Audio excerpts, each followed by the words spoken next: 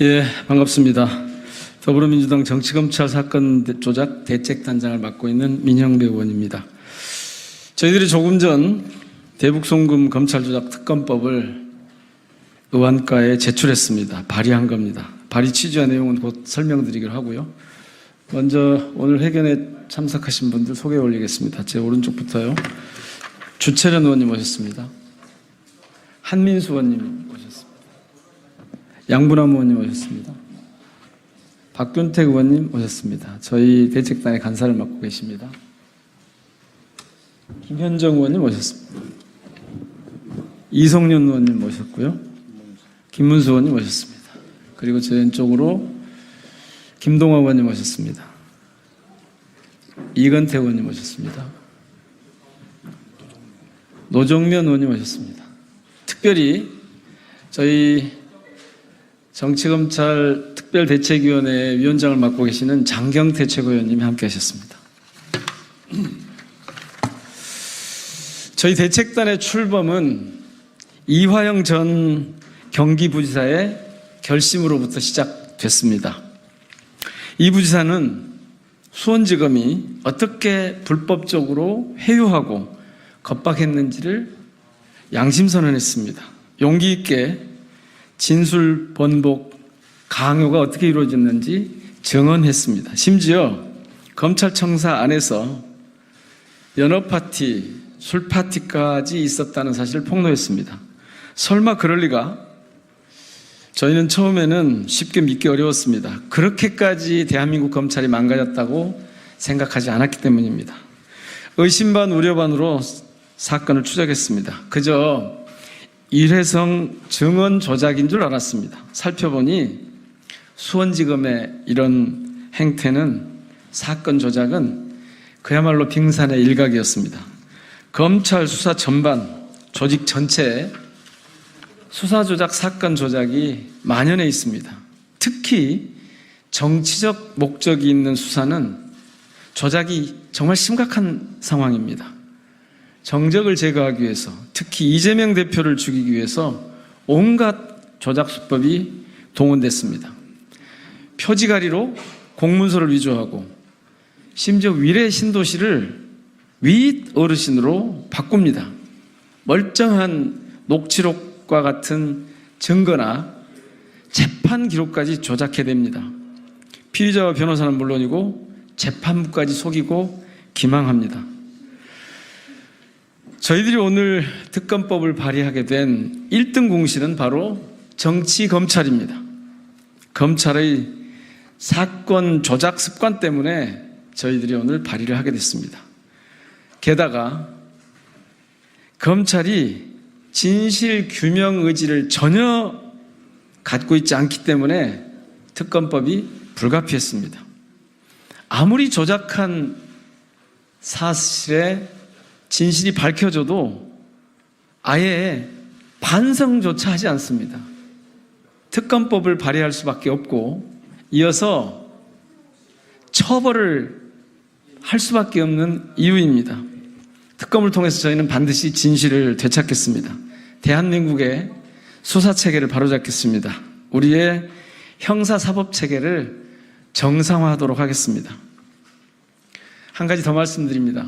저희 대책단은 오늘 이 특검법 발의에 머물지 않습니다. 수원지검뿐만 아니라 정치검찰의 모든 수사조작, 사건 조작을 추적하겠습니다. 필요하다면 특검법을 몇 개라도 발의할 생각입니다. 말 그대로 발본색원하겠습니다. 그리고 검사들의 책임을 엄중하게 묻겠습니다.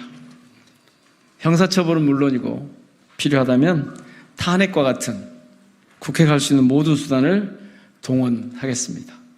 그러면 지금부터 기자회견문을 낭독하겠습니다.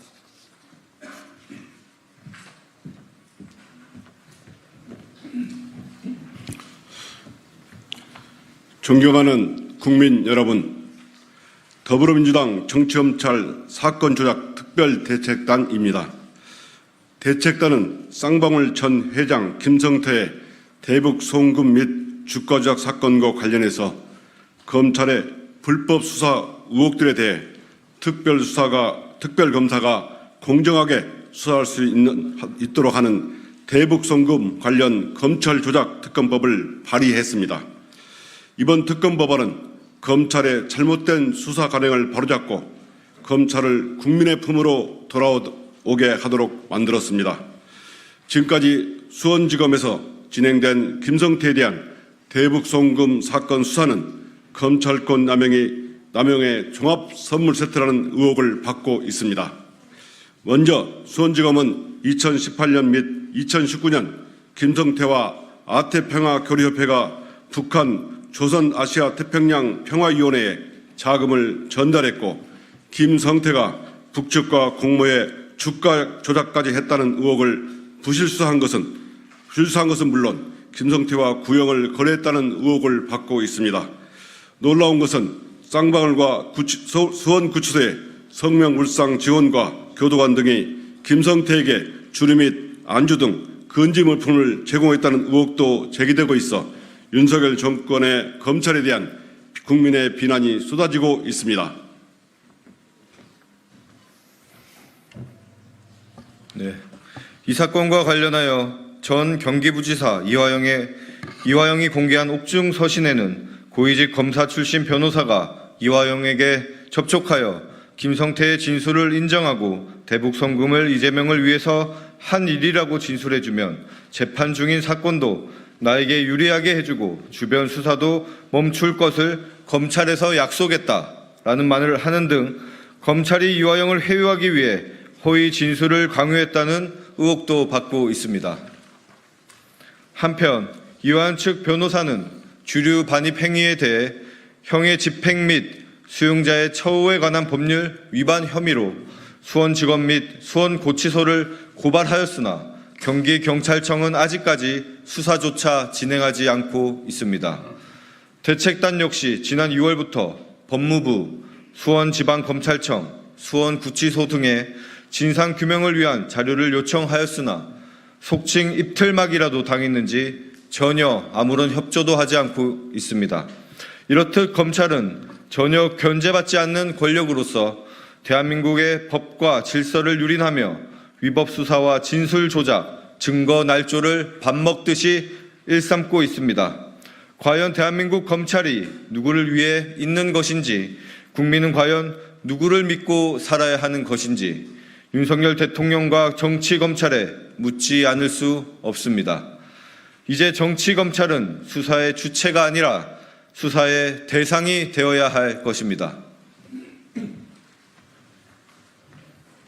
대책단이 발의한 이번 특검법은 앞서 말한 의혹 사건 모두와 함께 검찰의 잘못된 수사 방식에 대해서도 특별검사가 수사하도록 하는 대한민국 최초의 특검법입니다. 특검 기간은 90일, 특별검사가 30일을 추가 연장할 수 있게 하여 충분한 기간을 보장했고 검찰에 대한 수사가 포함된 만큼 검사 및 검찰청, 교정본부 소속 직원들의 고발을 의무화하여 자수 또는 자백하거나 자신에게 불리한 증거를 제출하여 피의자가 되는 경우 형을 감면토록 하여 스스로 진실을 말할 수 있도록 길을 열어두었습니다. 존경하는 국민 여러분, 대책단은 오늘 발의한 대북송금 관련 검찰조작 특검법이 당론으로 채택될 수 있도록 노력하겠습니다. 검찰의 잘못된 수사 관행을 완전하게 뿌리뽑고 사법정의를 실현하기 위해 이번 특검법을 꼭 관철하도록 하겠습니다. 2024년 6월 3일 더불어민주당 정치검찰 사건조작 특별대책단 1동. 감사합니다. 네, 오늘 저희들이 특검법을 발의를 했는데요. 관련해서 이어서 아주 중요한 한 분이 증언을 하시겠습니다. 김문수 의원님과 김동아 의원님이 소개를 하실 겁니다. 그러니까 이렇게 이부영 전 경기부지사에 대한 회유와 압박만 있었던 게 아니고 다른 과정에서도 검찰이 어떻게 사건을 조작하려 했는지를 생생하게 보여주실 겁니다. 그 진행은 김문수 의원님이 하실 거고요. 저희들은 밖에서 혹시 궁금한 사안이 있으면 질의응답을 하도록 그렇게 하겠습니다. 고맙습니다.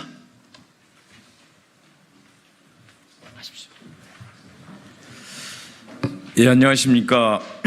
더불어민주당 정치검찰 사건 조작 대책단 제보센터장 순천갑 김문수 국회의원입니다.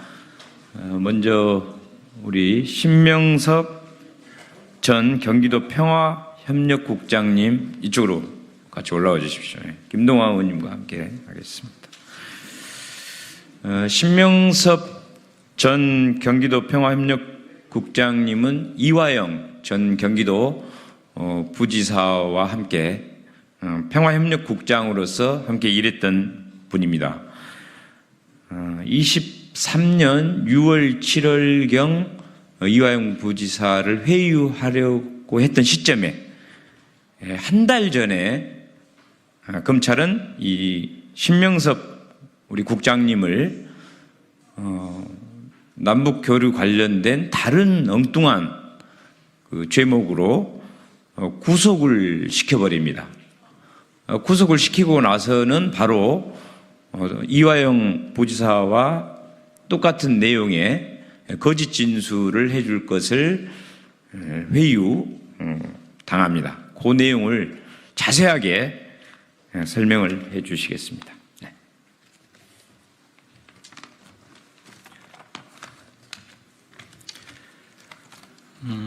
방금 소개받은 신명섭입니다. 민주당의 이화영 대북 송금 사건 특검 추진을 적극 지지하면서 관련 사건 검찰 주장으로는 피의자 그리고 제 주장은 피해자입니다. 피해자로서 특검이 필요한 이유를 제가 구속되고 난 다음에 검찰에서 수십 차례를 조사받으면서 겪고 본 내용을 중심으로 입장을 밝히도록 하겠습니다. 제가 23년 5월 달에 구속이 되는데요. 23년 6월에서 7월 사이 날짜를 특정을 하겠습니다. 6월 18일, 6월 21일, 7월 17일 세 날에 그 이화영 담당 검사와 제 담당 검사의 주선으로 이화영 부지사를 세 차례 단독 면담을 하였습니다. 날짜를 특정한 거는 제가 그때 그 뒤입니다. 그 뒤에 뭐 사건 관련돼서 정리를 하다가 날짜를 적어놓은 게 있더라고요. 그래서 그거를 지금 가져왔고요. 제 기억에 하여튼 3번 정도 이화영 부지사를 그 검찰 1313호실에서 만났던 것 같은데 한 번 더 있을 수도 있을 것 같아요. 정확하게 기억은 안 나지만 제 기억으로는 3번이었던 것 같습니다. 2번은 이화영 담당 검사의 영상 녹화실에서 한 번은 그 이화영 검사의 검사 휴게실이라 그러나요? 개인 공간이 있더라고요. 거기에서 만났던 것으로 기억을 합니다.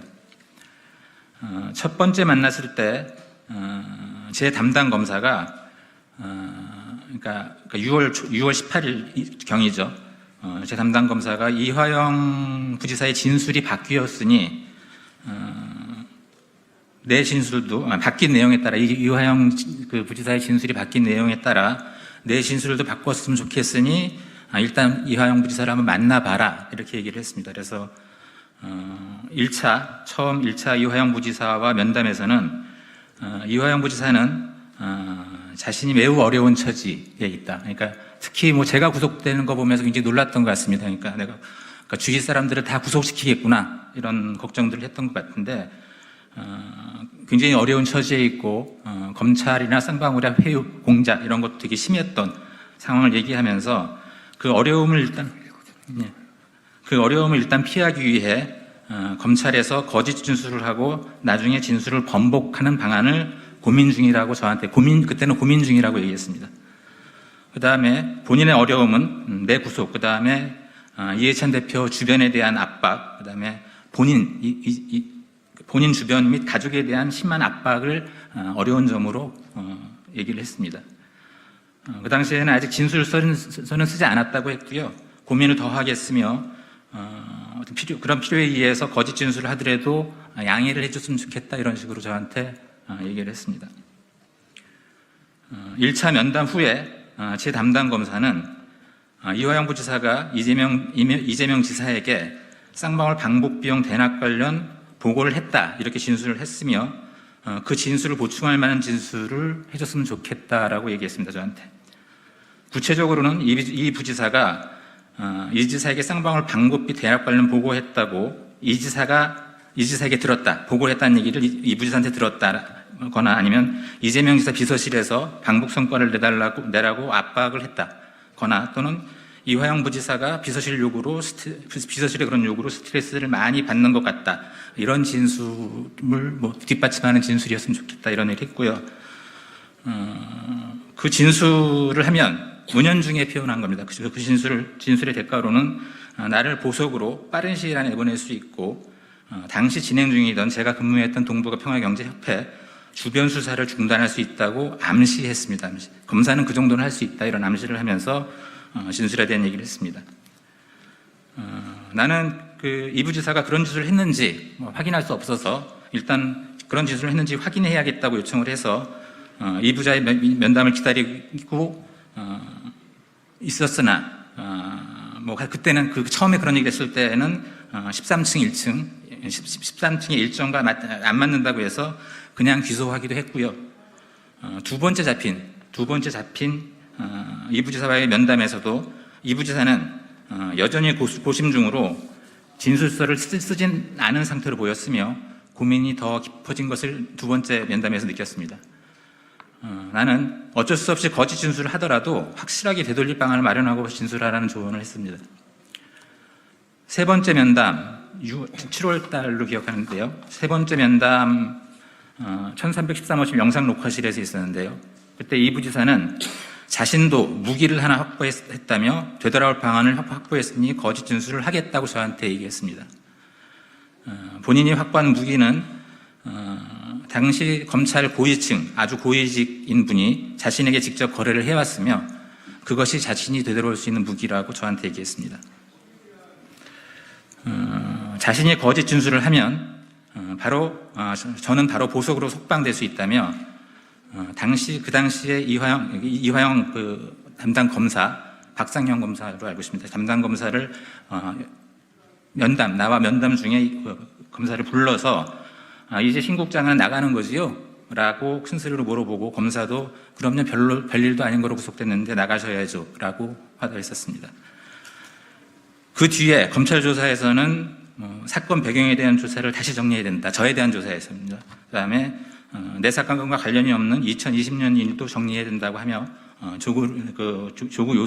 조사 요구를 해왔으며 본인은 거기에 대해서 응하지 않고 있다가 검찰 출정을 거부하면서 관련 진행은 마무리됐습니다.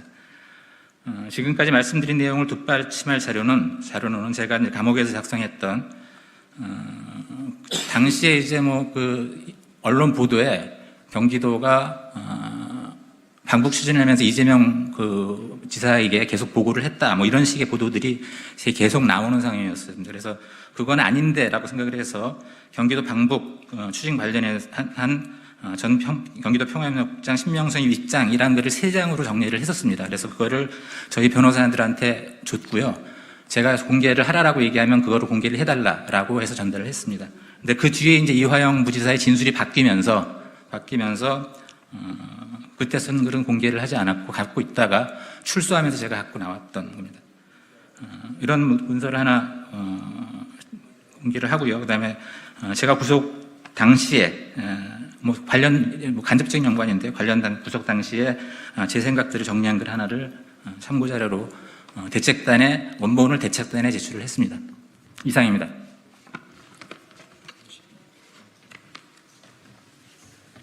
네, 김동아입니다. 방금 신명석 전 국장께서 기자회견을 하셨는데요.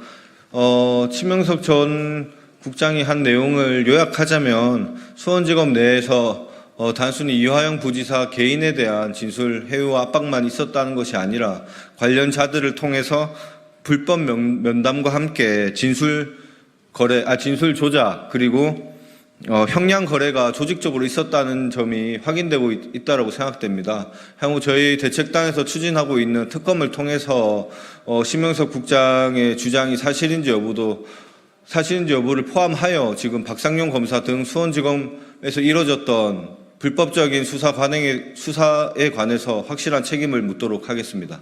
네, 이상입니다.